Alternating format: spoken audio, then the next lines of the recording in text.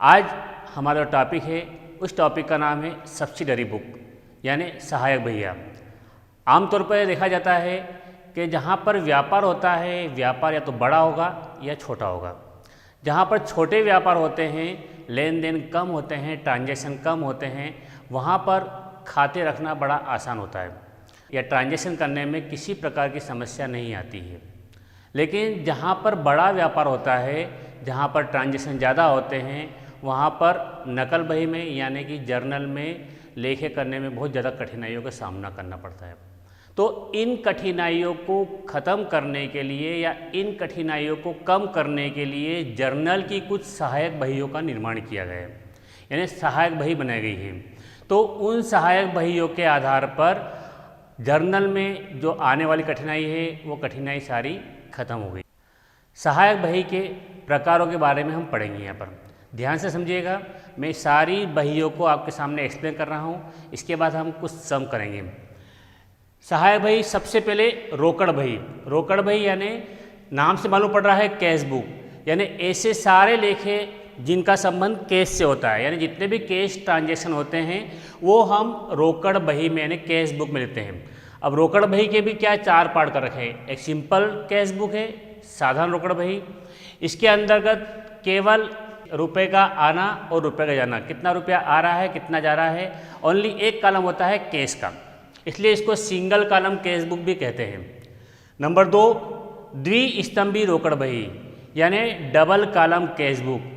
द्विस्तंभी रोकड़ बही क्यों कहते हैं? क्योंकि बहुत सारे व्यापारी क्या करते हैं, अपनी कैश बुक के साथ साथ बैंक को भी इसमें मेंटेन करते हैं। तो वो क्या करते हैं कि डबल कॉलम कैश बुक में रोकड़ और बैंक या रोकड़ और बट्टा या बैंक और बट्टा, ये इनके कॉलम एक साथ लिखकर फिर उनके इसमें लेखे करते हैं।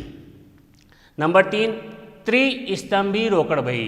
त्रिस्तंभी यानी triple column cash book. Triple column cash book, अब बहुत सारे लेखे ऐसे होते हैं, बहुत सारे ट्रांजैक्शन ऐसे होते हैं जिनका प्रभाव कैश पर भी पड़ता है, बैंक पर भी पड़ता है और डिस्काउंट पर भी पड़ता है।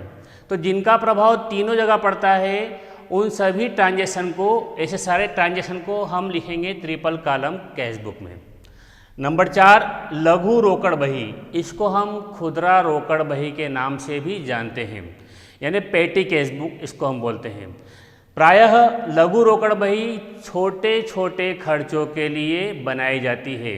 छोटे खर्च यानी स्टेशनरी खर्च है, पेंसिल खर्च है, या फिर मैच बॉक्स खर्च है, या फिर गाड़ी भाड़ा है या टैक्सी किराया है ना। तो ये सारे छोटे मोटे खर्च जो होते हैं वो लघु रोकड़ बही में लिखे जाते हैं। तो यहाँ पर ये रोकड़ बही के 4 पार्ट हुए हैं। अब नंबर 2 है क्रय बही। क्रय बही यानी जितना भी माल हम उधार खरीदते हैं, है ना। जितने भी कैश ट्रांजैक्शन होते हैं वो तो कैश बुक में करेंगे, लेकिन जितने भी उधार ट्रांजैक्शन हैं उनके लिए अलग अलग बही बनाई गई है। अगर मान लो हमने उधार माल खरीदा है तो उसका लेखा करेंगे हम क्रय बही में यानी परचेज बुक में। विक्रय बही यानी हम जितना भी माल उधार बेचेंगे उन सारे उधार जो माल बेचते हैं उनकी एंट्री हम करेंगे सेल्स बुक में। क्रय वापसी बही यानी परचेज रिटर्न बुक। जब हम माल खरीदते हैं तो जाहिर सी बात है कि उन माल में कुछ न कुछ समस्या आ जाती है, प्रॉब्लम आ जाती है, तो उन माल को हम जब वापस करते हैं तो खरीदा हुआ माल जब वापस करते हैं तो उसका सारा ट्रांजैक्शन जो होता है वो क्रय वापसी बही में होता है। ठीक है। उसके पश्चात आता है सेल्स रिटर्न बुक। जब हम माल को बेचते हैं तो बेचने पर माल में कुछ समस्या आती है, तो उन समस्याओं के लिए जिनको हमने माल बेचा है वो वापस से हमको माल लौटाते हैं, है ना। तो उनका सारा ट्रांजैक्शन कहाँ करेंगे हम? सेल्स रिटर्न बुक में। ठीक है। प्राप्य विपत्र बही यानी बिल्स रिसीवेबल। तो इस बही में ऐसे सारे बिल जिनका पेमेंट हमको लेना है, जो पेमेंट हमारे पास आएगा वो सारा प्राप्य विपत्र बही में लिखा जाएगा। देय विपत्र बही यानी ये वो बही है जिसके अंतर्गत जिन बिल का पेमेंट हमको करना है वो सारे हम देय विपत्र बही में लिखेंगे। इसके पश्चात सबसे लास्ट में है मुख्य जर्नल यानी जर्नल प्रॉपर भी बोला जाता है इसको। ये सारे लेखे जो इन बहियों में नहीं होते हैं, बचे हुए सारे लेखे हम इस मुख्य जर्नल में करते हैं। लाइक असेट्स की परचेस या सेल्स हम करते हैं तो वो इस मुख्य जर्नल में हम इसका प्रयोग करेंगे। तो अभी हमने यहाँ पर बहियों के प्रकार देखे हैं। अब किस प्रकार से लेखे इनमें किए जाते हैं मैं सवालों के माध्यम से आपको समझा रहा हूँ। देखिए मैं सवाल पढ़ रहा हूँ, किस प्रकार से हमको लेखे करना है ये हमको सीखना है। तो निम्न व्यवहारों को साधारण रोकड़ बही में लिखिए। जून 1 नगद रकम से व्यापार प्रारंभ किया 1200 रुपये। जून 3 प्रसाद से माल खरीदा 390 रुपये। जून 5 प्रसाद को चुकाए 390 रुपये। जून 6 महेश को माल बेचा 860 रुपये। जून 8 महेश से प्राप्त हुए 560 रुपये। जून 10 नगद बिक्री 375। जून 20 नगदी से माल खरीदा 750 रुपये। जून 25 फर्नीचर खरीदा 250। जून 28 किराया दिया 50 रुपये और जून 30 वेतन दिया 360 रुपये। ये सवाल अभी हमने पढ़ा। अब इसका ट्रांजेक्शन यानी इसका लेखा हम कैसे करेंगे सिंपल केस बुक में, देखिए ध्यान से समझिएगा। देखिए ये फॉर्मेट है, इस फॉर्मेट में सिंपल केस बुक ऑफ अगर किसी व्यक्ति का नाम है जिसका हम केस बुक बना रहे हैं यहाँ नाम लिखेंगे, अदरवाइज नहीं है तो हमने डेट खाली छोड़ दिया। यहाँ पर डेट पार्टी डेट में दिनांक जो ट्रांजेक्शन जिस दिनांक को हुए हैं वो सारे हम लिखेंगे यहाँ पर। पार्टिकुलर यानी विवरण, यहाँ वाउचर नंबर है यानी वाउचर नंबर हम यहाँ पर डालेंगे, जो भी वाउचर नंबर हो वो। लेजर फेलो यानी हम लोग जो लेजर करते हैं यानी उसका जो पृष्ठ होता है उस पृष्ठ नंबर हम यहाँ लिखते हैं। अमाउंट यहाँ पर लिखेंगे डेबिट साइड में, यानी जितना भी अमाउंट केस बुक में आता है तो डेबिट साइड में, जितना भी अमाउंट जाता है तो क्रेडिट साइड में। ठीक है, तो यहाँ पर ये है क्रेडिट साइड। जो कॉलम 1 2 3 4 5 कॉलम हमने यहाँ बनाए वो एक कॉलम इधर रहेंगे, यानी डेबिट साइड में 5 कॉलम, क्रेडिट साइड में 5 कॉलम। अब ये 5 कॉलम जो हमारे डेबिट साइड में है, जितना भी पैसा हमको प्राप्त होगा वो लिखेंगे हम डेबिट साइड में, जितना भी पैसा जाएगा हमारे पास से वो क्रेडिट साइड में। मैं पढ़ रहा हूँ जून 1 नगद रकम से व्यापार प्रारंभ किया। ठीक है, व्यापार प्रारंभ किया जून 1, तो ये हमारे व्यापार में पैसा आया है यानी टू कैपिटल अकाउंट। कितना 1200 रुपये से हमने व्यापार प्रारंभ किया। ठीक है, प्रसाद से माल खरीदा जून 3। देखो प्रसाद से माल खरीदा है, यहाँ पर कहीं ऐसा लिखा हुआ नहीं है कि प्रसाद से नगद माल खरीदा है या प्रसाद से रोकड़ा माल खरीदा है। नाम आ गया है यानी कि हमने उधार माल खरीदा है, तो उधार माल की एंट्री हम इस केस बुक में नहीं करते हैं। तो जून 3 की एंट्री प्रसाद से माल खरीदा 390 रुपये, इसकी एंट्री हम नहीं करेंगे। अगली जून 5 प्रसाद को चुकाए यानी पैसा जा रहा है तो लिखेंगे हम जून 5 बाय प्रसाद।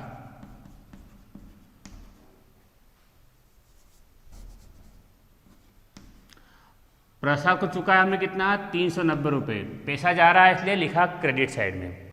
जून 6 महेश को माल बेचा 860 रुपये। अब इसमें फिर नाम आ गया, महेश को माल बेचा है, इसमें कहीं लिखा हुआ नहीं है नगद बेचा है। महेश को माल बेचा है यानी कि उधार बेचा है, तो उधार ट्रांजैक्शन हम इस केस बुक में नहीं करेंगे। ठीक है, जून 8 महेश से प्राप्त हुए 560 रुपये, पैसा आ रहा है ना, तो लिखेंगे हम जून 8 किससे प्राप्त हो रहे हैं हमको, महेश से, टू महेश। कितना प्राप्त हुआ है 560 560 रुपये, ये लिखा हमने डेबिट साइड में। इसके पश्चात जून 10 नगद बिक्री, ये नगद माल बेचा, माल बेचने पर पैसा हमको प्राप्त हो रहा है। ठीक है, तो कितना प्राप्त हो रहा है 375 रुपीज़, तो यहाँ लिखेंगे जून 10 टू सेल्स अकाउंट 375 रुपीज़, 375 रुपये हमको प्राप्त हुआ है। फिर जून 20 नगदी से माल खरीदा, नगदी से माल खरीदा यानी पैसा हमारे पास से जा रहा है। कितने का माल खरीदा हमने, यहाँ लिखेंगे जून 20 बाय परचेस अकाउंट। हमने नगद माल खरीदा है 750 रुपये का, तो यहाँ अमाउंट लिखेंगे हम 750 रुपये, क्योंकि ये पैसा हमारे पास से जा रहा है। फिर अगली एंट्री जून 25, फर्नीचर खरीदा 250 रुपये, तो पैसा हमारे पास से जा रहा है क्योंकि हमने फर्नीचर खरीदा है। जून 25 बाय फर्नीचर अकाउंट, कितना हमने फर्नीचर खरीदा है, तो 250 रुपये का फर्नीचर हमने खरीदा है। ठीक है। इसके पश्चात जून 28 किराया दिया, खर्च है, एक्सपेंसेस है, यानी पैसा हमारे पास से, रुपया हमारे पास से जा रहा है। जून 28 काय से जा रहा है वो, बाय रेंट अकाउंट, यानी किराया दिया हमने, कितना दिया है 50 रुपये, यहाँ लिखा 50 रुपये हमने। इसके पश्चात हम देखते हैं लास्ट ट्रांजेक्शन है जून 30, वेतन दिया 360 रुपये, तो यहाँ पर पैसा जा रहा है ना, अमाउंट रुपए हमारे पास से जा रहे हैं क्योंकि ये खर्च है। जून 30 हम लिखेंगे बाय सैलरी अकाउंट। अब कितना अमाउंट है इसका अमाउंट है 360, यानी 360 रुपये अमाउंट है। तो हम क्या करेंगे, हम दोनों तरफ की टोटल का मिलान करेंगे, मैच करेंगे। इधर की टोटल आ रही है 2135, इधर की टोटल आ रही है 1800 रुपये, यानी क्रेडिट साइड में अमाउंट कम है। तो यहाँ पर महीने के अंत में हम देखते हैं बैलेंस बच रहा है हमारे पास बाय बैलेंस CD, कितना बच रहा है, ये 2135 बड़ी संख्या है, यहाँ भी लिखेंगे, और इसी लाइन में 2135 हम यहाँ पर भी लिखेंगे। 2135 में से 1800 घटाएंगे तो 335 रुपये, ये हमारे पास बैलेंस बच रहा है। ये बैलेंस हम ट्रांसफ़र करेंगे नेक्स्ट मंथ। जून के बाद क्या आता है, जुलाई, जून 30, जुलाई 1, यह लिखेंगे हम टू बैलेंस BD, यानी ब्रॉट डाउन कितना है ये 335 रुपये। तो आ गया समझ में हमको सवाल ये। अब इस सवाल के पश्चात यहाँ पर तो हमने सिंपल कॉलम कैश बुक पढ़ा है, अब हम पढ़ेंगे डबल कॉलम कैश बुक, यानी जब एक साथ कैश की और बैंक के ट्रांजैक्शन होते हैं तो उसको कैसे करें। अब हम सवाल नंबर 2 पर ध्यान आकर्षित करेंगे। निम्नलिखित व्यवहारों को द्विस्तंभी रोकड़ बही में लिखिए। 2017 जनवरी 1 रोकड़ शेष 6200 रुपये, बैंक शेष 2000 रुपये। जनवरी 7 बैंक में जमा किए 3000 रुपये। जनवरी 15 राकेश से चेक मिला जिसे बैंक में जमा किया 1975 रुपये। जनवरी 25 अमन से प्राप्त हुए 775 रुपये। जनवरी 28 फर्नीचर खरीदा 1200 रुपये। जनवरी 30 राम को चेक द्वारा दिए 1240 रुपये। जनवरी 31 दुकान किराया दिया 250 रुपये। देखिए ये डबल कॉलम कैश बुक का फॉर्मेट है, इसमें केवल एक कॉलम डेबिट साइड में, एक कॉलम क्रेडिट साइड पड़ा है। बैंक वाला कॉलम यहाँ पड़ा है डेबिट साइड में, और बैंक वाला कॉलम क्रेडिट साइड पड़ा है। ये डेबिट साइड है अपनी और ये क्रेडिट साइड है। अब जो ट्रांजेक्शन में पढ़ रहा हूँ उनको, और इन ट्रांजेक्शन को हम लिखेंगे, यानी जो भी व्यवहार है मैं पढ़ रहा हूँ। सबसे पहले है 2017 जनवरी 1 रोकड़ शेष 6200 और बैंक शेष 2000। ठीक है, तो ये 2017 यहाँ पर जनवरी 1 को हमको बैलेंस दे रखा है, तो टू बैलेंस। अगर यहाँ पर कुछ भी लिखा हुआ नहीं है तो ये माना जाएगा बैलेंस हमारा यहाँ पर बैलेंस BD है।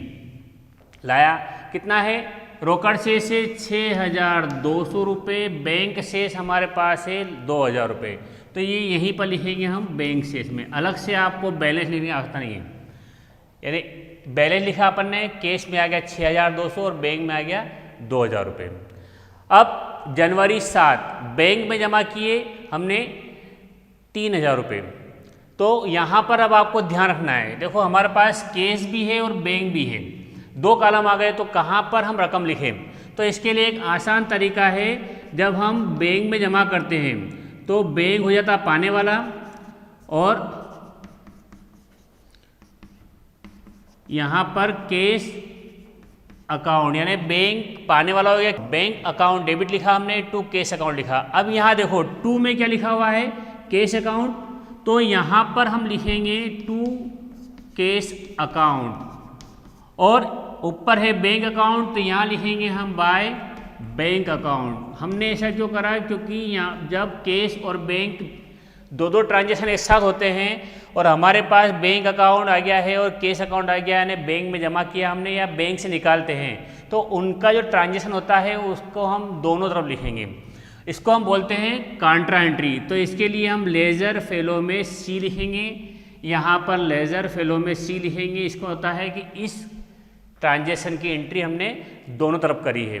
तो अमाउंट कितना है, तो अमाउंट हमारे पास है 3000 रुपये। तो केस का अमाउंट आएगा बैंक में और बैंक का अमाउंट आएगा केस में 3000 रुपये लिखा हमने। तारीख हम देखेंगे, तारीख है जनवरी 7, ये जनवरी 7 जनवरी 7। बस केवल यहीं पर ध्यान रखना है, जब हम बैंक में जमा करते हैं या बैंक से निकालते हैं तो उसकी कांट्रा एंट्री होती है, यानी दोनों तरफ एंट्री होती है। केस का अमाउंट बैंक में जाता है, बैंक का अमाउंट केस में जाता है। बाकी वही है, पैसा प्राप्त हो रहा है टू में, पैसा जाए बाय में। अगर चेक प्राप्त होता है तो हम लिखेंगे केस में, लेकिन चेक हम देते हैं तो लिखेंगे हम बैंक में। क्लियर। अब आगे, जनवरी 15 राकेश से चेक मिला जिसे बैंक में जमा किया। ठीक है, 1975 रुपये का राकेश से चेक मिला जनवरी 15।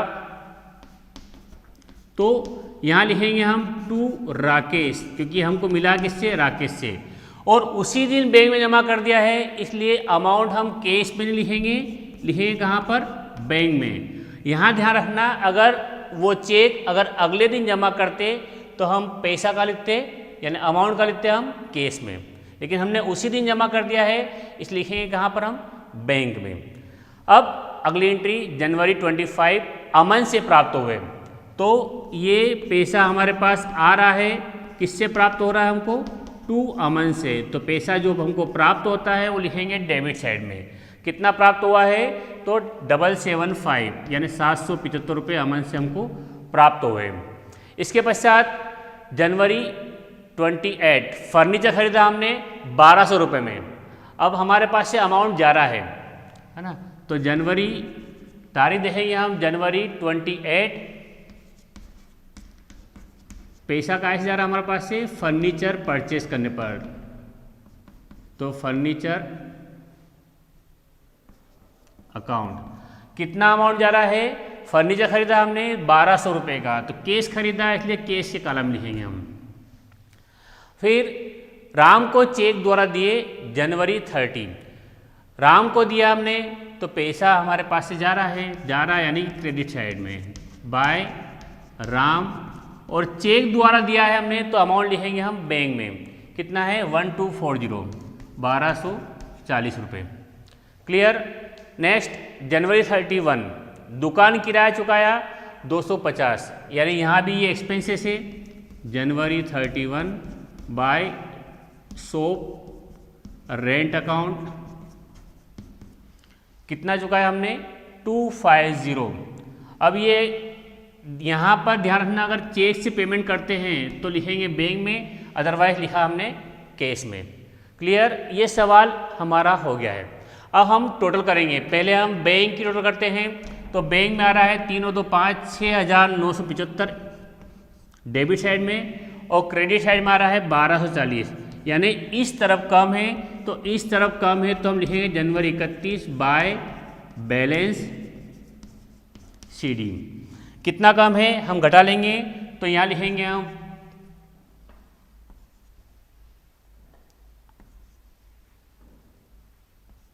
यानी 5735 रुपये कम है। 6975 हमने यहाँ लिखा और 6975 हमने यहाँ लिखा, घटाया 6975 में से हमने 1240 रुपये, तो ये आया 5735 रुपये। ठीक है। अब डेबिट साइड टोटल बड़ी लग रही है हमको, कितना है, जोड़ेंगे 6207 6975। इस 6975 में से हम देखा इधर का ये 6975 लिखा हमने, और इसमें से इसकी टोटल यानी 3 और 4 4450 घटा देंगे हम, तो हमारे पास जो प्राप्त होगा 25 है, 2525 ये बैलेंस। तो ये कैश बैलेंस है, ये बैंक बैलेंस है, ये जनवरी 31 में है। इसको नेक्स्ट मंथ यानी अगले महीने में फरवरी 1 को हम इसका ट्रांजेक्शन कर देंगे। फरवरी 1 में हम इसको ले आएंगे। कैश में कितना है 2525 रुपये और बैंक में है 5735 रुपये। इस प्रकार ये सवाल हमारा पूरा होता है। बस इस बात का जरूर ध्यान रखना कहीं कोई चीज़ मिस नहीं हो जाए। यहाँ हमने लिखा 2017 तो यहाँ पर भी 2017 आप लिख देना, तो आपको समस्या नहीं आएगी। क्लियर। अभी हमने जितने भी कैश ट्रांजेक्शन होते हैं उन कैश ट्रांजेक्शन की एंट्री कैसे होती है तो हमने कैश बुक सीखी थी हमने अभी। अब हम सीखेंगे उधार ट्रांजेक्शन जो होते हैं, यानी उधार माल बेचते हैं, उधार माल खरीदते हैं, तो उनका लेखा हम जिन बहियों में करते हैं, चाहे क्रय बही हो या विक्रय बही हो। तो विक्रय बही में हम कैसे ट्रांजेक्शन करेंगे, जब सवाल हमारे सामने होगा तो उसका ट्रांजेक्शन कैसे होता है ये हम सीखेंगे। मैं सवाल पढ़ रहा हूँ। निम्नलिखित से श्री मनीष कुमार की विक्रय बही लिखिए, यानी मनीष कुमार की हमको विक्रय बही बनाना है। 2017 जनवरी 10 मेसर्स भगवान दास एंड कंपनी को 10% व्यापारिक बट्टे की शर्त पर माल बेचा। अब माल बेचा तो माल में क्या है, रेशमी कपड़ा यानी सिल्क क्लॉथ 2000 रुपये का, ऊनी कपड़ा यानी वुलन क्लॉथ 4000 रुपये का, सूती कपड़ा यानी कि कॉटन क्लॉथ 1000 रुपये का। जनवरी 25 मेसर्स आगरा क्लॉथ स्टोर्स को 5% व्यापारिक बट्टे पर बेचा। सूती कपड़ा 2000 रुपये, ऊनी कपड़ा 5000 रुपये और रेशमी कपड़ा 2000 रुपये। तो इसका ट्रांजेक्शन हम कैसे करेंगे, देखिए सेल्स बुक का फॉर्मेट है। Sales book of Shri Manish Kumar, सबसे पहले कॉलम होता है डेट का, दिनांक का, जिस दिनांक को हम ट्रांजेक्शन कर रहे हैं वो, पार्टिकुलर यानी विवरण, इनवाइस नंबर यानी बीजक संख्या जो होती है, बीजक नंबर जो होता है वो हम यहाँ पर लिखते हैं। लेजर फेलो, जिस खाता पृष्ठ पर हम खतौनी करते हैं वो पृष्ठ नंबर यहाँ पर आता है। अमाउंट और नेट अमाउंट। अब ये ट्रांजेक्शन कैसे होते हैं ध्यान से समझिएगा। सबसे पहले जनवरी 10 तारीख को, जनवरी 10 को मेसर्स भगवान दास एंड कंपनी को 10% व्यापारिक बट्टे की शर्त पर माल बेचा। तो हम क्या करेंगे, सबसे पहले जिस व्यक्ति को माल बेचा है उसका नाम लिखेंगे। तो वो कौन है, मेसर्स यानी M/S, मेसर्स भगवान दास एंड कंपनी।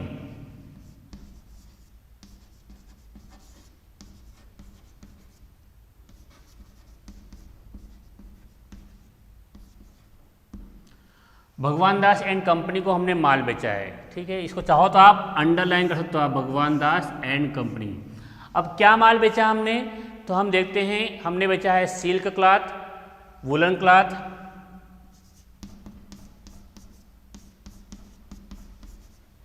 वुलन क्लॉथ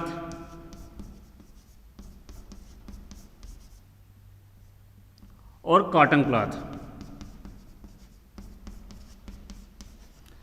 तो सिल्क क्लॉथ हमने बेचा है 2000 का,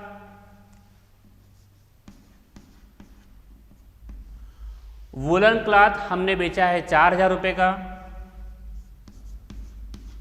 और कॉटन क्लॉथ बेचा हमने 1000 रुपये का। मेसर्स भगवान दास को हमने सिल्क क्लॉथ, वुलन क्लॉथ और कॉटन क्लॉथ बेचा है, इसके अलावा कुछ नहीं बेचा है। अमाउंट में हम इसका टोटल करेंगे तो टोटल करने पर आ रहा है कितना, 7000 रुपीज़ का माल बेचा है। यहाँ पर हमने टोटल किया है 7000 रुपये। अब यहाँ 10% व्यापारिक बट्टा है, यानी ये डिस्काउंट दे रहे हैं हमको 10% ट्रेड डिस्काउंट।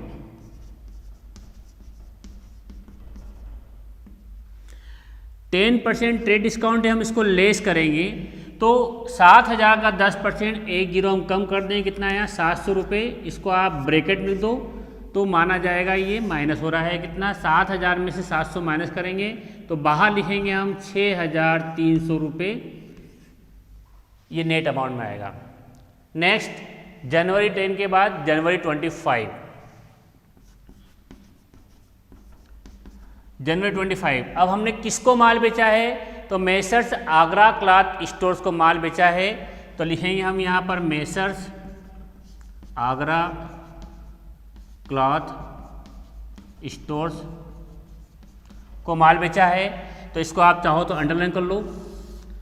कितना माल बेचा हमने या क्या माल बेचा है, तो हम वही देते हैं सूती कपड़ा, ऊनी कपड़ा और रेशमी कपड़ा। तो सूती यानी कॉटन क्लॉथ,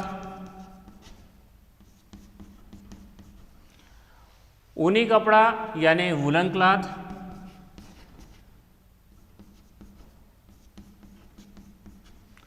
और सिल्क क्लॉथ। सूती कपड़ा है 2000 रुपये का, तो यहाँ लिखा हमने ये कॉटन क्लॉथ 2000 रुपये। वुलन क्लॉथ यानी ऊनी कपड़ा है 5000 रुपये का, तो यहाँ लिखा हमने ये 5000 रुपये। और सिल्क क्लॉथ है 2000 रुपये का, यहाँ लिखा हमने 2000 रुपये का। ये माल बेचा है हमने किसको? मेसर्स आगरा क्लॉथ स्टोर्स को। अब हम क्या करेंगे? टोटल देखेंगे, 2 और 5 7 और 2 9000 रुपये का हमने माल बेचा है। अब यहाँ पर भी इसको भी हम क्या कर रहे हैं? ट्रेड डिस्काउंट दे रहे हैं। कितना? 5%। तो लेस करेंगे हम ट्रेड डिस्काउंट 5%।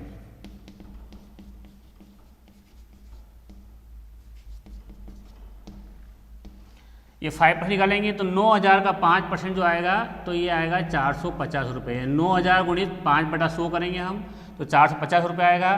तो यहाँ पर ये घटाने के बाद या तो आप घटाओ या फिर इसको लिखो आप ब्रैकेट में। तो ब्रैकेट लिखने के बाद जब घटाएंगे हम इसको तो ये आएगा 8550 रुपये। तो अब हम टोटल सेल देखेंगे, टोटल सेल्स कितना हुआ है। तो यह लिखा हमने टोटल सेल्स।